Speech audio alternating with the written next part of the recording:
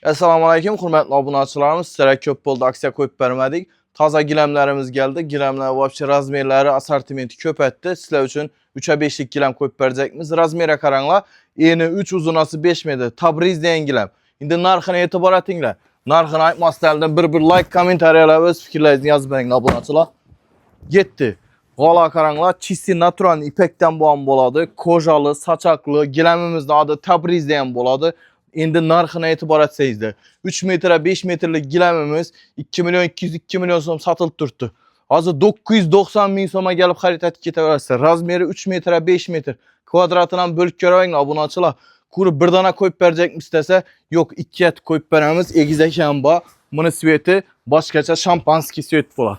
Bunu svet qalı görmeyen isterlik abunəçilər. Yine svete qaranla. Vapşi kaç salı. İkisi hem kojalı. Renkleri hem vapşi zor.